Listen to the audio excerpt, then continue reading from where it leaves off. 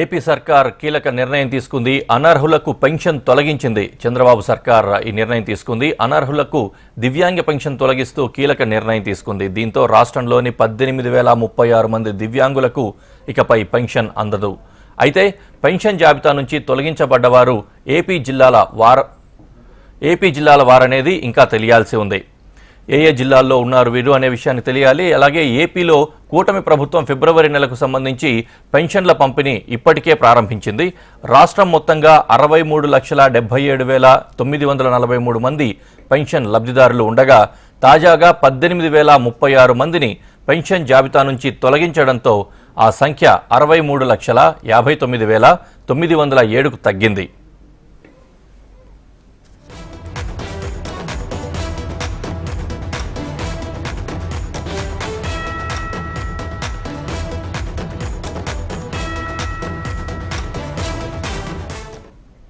AP సర్కార్ కీలక నిర్ణయం తీసుకుంది. అనర్హులను పెన్షన్ నుంచి తొలగించింది.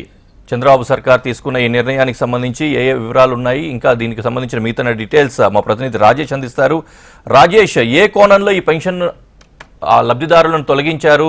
లబ్ధిదారులుగా ఉంటున్న వాళ్ళు, లేకపోతే ఇప్పుడు తాజాగా లబ్ధిదారులు కాకుండా పోయిన వాళ్ళు, వారి వాదన ఏ విధంగా ఉంది? హరీష్, ఏపీలో కూటమి ప్రభుత్వం నిర్ణయం అయితే మాత్రం 18,036 పెన్షన్లు మాత్రం తొలగించింది. అయితే గత ప్రభుత్వంలో అనర్హులకు కూడా పెన్షన్లు ఇచ్చిన పరిస్థితి ఉంది. పార్టీ కార్యకర్తలు కావచ్చు, లేదంటే పార్టీ ముఖ్యమైన లీడర్లకు సంబంధించిన కుటుంబ సభ్యులకు కావచ్చు, ఇట్లా అనర్హులకి పెన్షన్లు ఇవ్వడంతో 18,036 మంది పెన్షన్లు ఇవ్వటం, ప్రతి నెల వీళ్ళకి కూడా మిగతా వారితో పాటు అనవసరంగా పెన్షన్లు ఇవ్వడంతో మొత్తం రాష్ట్ర వ్యాప్తంగా కేవలం వీరి కోసం 70,86,000 పెన్షన్లు మొత్తం కూడా enquiry, door to door enquiry చేసి రాష్ట్ర ప్రభుత్వం పూర్తిగా వీటిలో అనర్హులు ఎంతమంది ఉన్నారు, అనర్హులకి కొన్ని జాబితాలను ఏదైతే ఓన్ హౌస్, అదేవిధంగా ఇన్కమ్ సోర్సు, ఇటువంటివన్నీ ముఖ్యంగా చెప్పుకుంటే వికలాంగుల్లో కూడా ఎక్కువ శాతం మంది అసలుకి వికలాంగులు కాకపోయినా కానీ వికలాంగుల కోటాలో పెన్షన్లు తీసుకున్న పరిస్థితి కనబడుతుంది. అయితే గడిచిన 5 సంవత్సరాల్లో తీసుకున్న పెన్షన్లు మొత్తం కూడా తిరిగి చెల్లించాలనే ప్రతిపాదన కూడా ప్రభుత్వం చెప్పే పరిస్థితి కూడా కనబడుతుంది. ఎందుకంటే పూర్తిగా అసలుకి ఎవరైతే ఇప్పుడు అనర్హులుగా గుర్తించి పెన్షన్లు నిన్న 1వ తారీఖు ఇవ్వలేదో వీళ్ళందరూ కూడా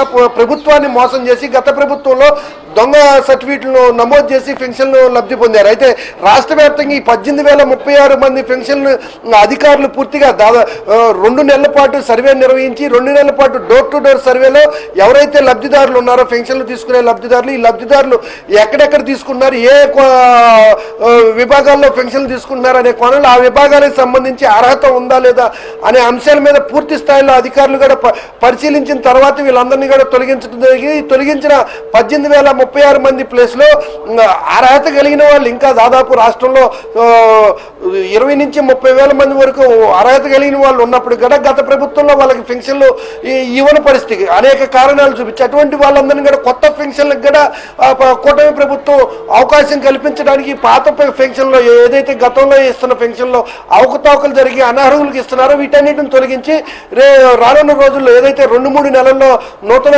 పెన్షన్లకు అర్జీలు దాఖలు చేసే అంశాలు ఉన్నాయో వీటన్నిటిలో కూడా కొత్తగా పెట్టుకున్న వాళ్ళందరినీ పూర్తిగా పరిశీలించి ఖచ్చితంగా ఏదైతే ప్రభుత్వం వేల కోట్ల రూపాయల నిధులను ప్రజలకి ఇస్తుందంటే ఖచ్చితంగా వాళ్ళకి అర్హత కలిగిన వాళ్ళకి ఖచ్చితంగా వాళ్ళ అవసరం వాళ్ళకి ప్రభుత్వం తీర్చాలంటే ఖచ్చితంగా వాళ్ళకి అర్హత కలిగి ఉండాలి. అటువంటి అర్హత కలిగిన వాళ్ళని గుర్తించి మాత్రమే పెన్షన్లు మంజూరు చేయాలని కూటమి ప్రభుత్వం అయితే మనకి స్పష్టంగా నిర్ణయం తీసుకుంది.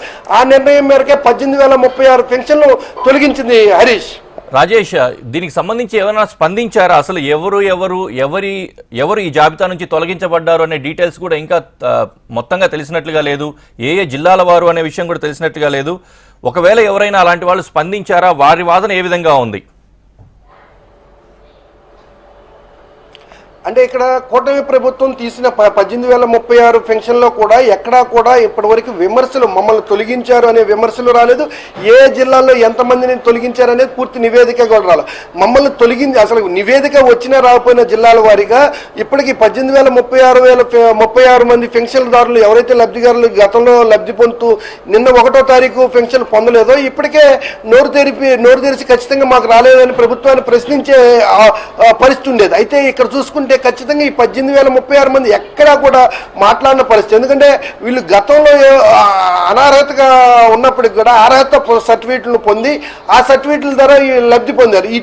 ఈ వారు నోరు తెరిసే పరిస్థితి ఉంటే తీసుకున్న పెన్షన్ కూడా మళ్ళీ ప్రభుత్వానికి ఏదైతే ప్రజాధనం దుర్వినియోగం అయిన పరిస్థితి ఉందో ఆ దుర్యోగం అయిన లబ్ధిదారులు ఎవరైతే తీసుకున్నారో అనర్హత కలిగిన వాళ్ళు వీళ్ళందరూ తిరిగి చెల్లించాల్సిన పరిస్థితి. దీనికోసం అసలు ఎక్కడా కూడా ఎవరు కూడా తొలగించిన వాళ్ళు ఇప్పటివరకు అయితే మాత్రం బయటికి రాలేదు. Rajendra. Right Rajesh, thank you.